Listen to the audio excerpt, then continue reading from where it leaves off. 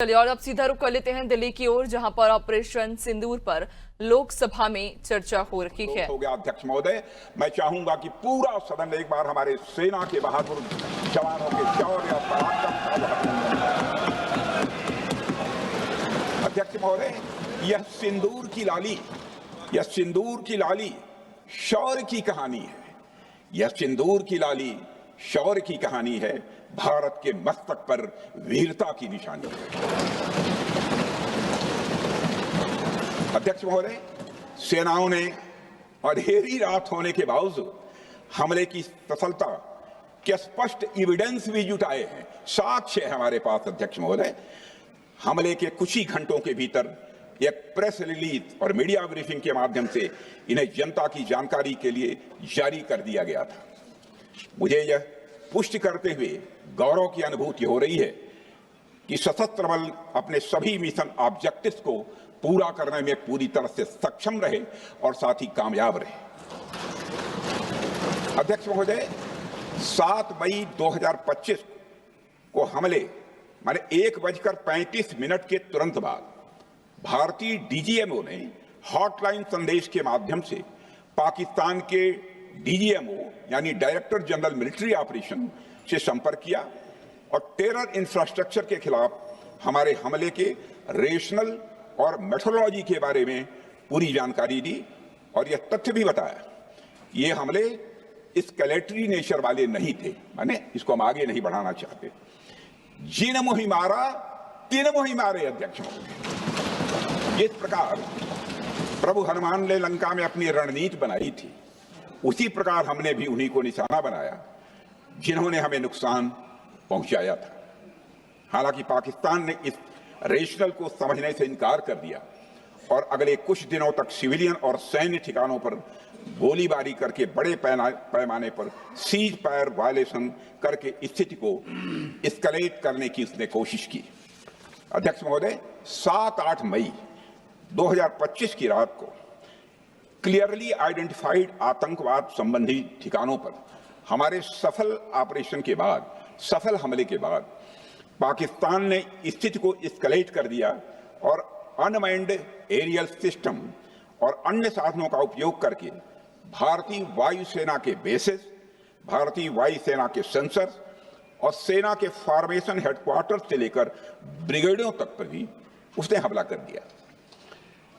हालांकि हमारी integrated air defence grid और काउंटर यूएस ग्रिड ने इन हमलों को सफलतापूर्वक विफल कर दिया। अध्यक्ष महोदय, यस-400 यमारसैन आकाश मिसाइल सिस्टम और एयर डिफेंस गन्स बहुत प्रभावी साबित हुई हैं। अध्यक्ष महोदय, इस एस्केलेशन पर हमारा जवाबी हमला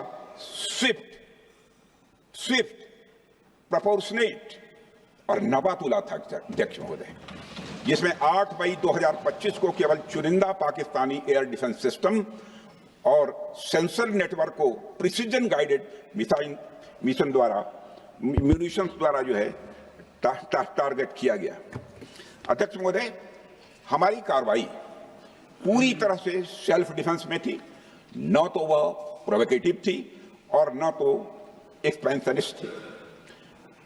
पाक द्वारा ये हमले 7 मई 25 से लगातार चले और 10 मई 2025 को रात लगभग 1:30 पर पाकिस्तान ने बड़े पैमाने पर भारत के ऊपर मिसाइल, ड्रोन, रॉकेट और अन्य लॉन्ग रेंज वेपन्स का इस्तेमाल किया।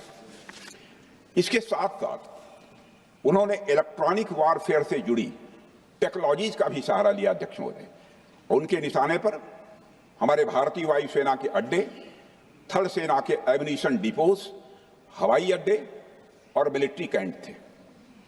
अध्यक्ष महोदय, यह कहते हुए मुझे गौरव की अनुभूति हो रही है कि हमारे air defence system, counter drone system और इलेक्ट्रॉनिक इक्विपमेंट्स ने पाकिस्तान के इस हमले को पूरी तरह से नाकाम कर दिया।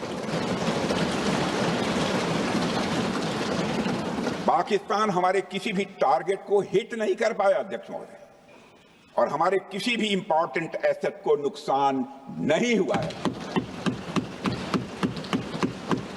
हमारी सुरक्षा व्यवस्था, अध्यक्ष महोदय, चाक चौबंद थी और हर हमले को हम लोग रोका गया। मैं इसके लिए भारतीय सेना के बहादुर सैनिकों की जमकर सराहना करता हूं, जिन्होंने दुश्मन के हर मंसूबे पर पानी फेर दिया। और अपने प्रतिपक्ष के मित्रों से भी कहना चाहता हूं, एक बार फिर से भारत के सेना के जवानों का कम से कम मेज थपथपाकर उनका अभिनंदन करिए। बहुत बहुत धन्यवाद। बहुत बहुत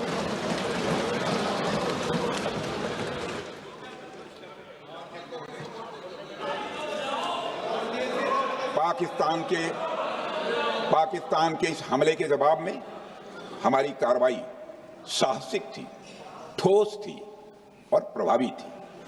भारतीय वायुसेना ने वेस्टर्न फ्रंट पर पाकिस्तान के हवाई अड्डों, command and control systems, military infrastructures और एयर डिफेंस सिस्टम को निशाना बनाया और इस मिशन को हमारी सेनाओं ने सफलतापूर्वक अंजाम देने में कामयाबी हासिल की।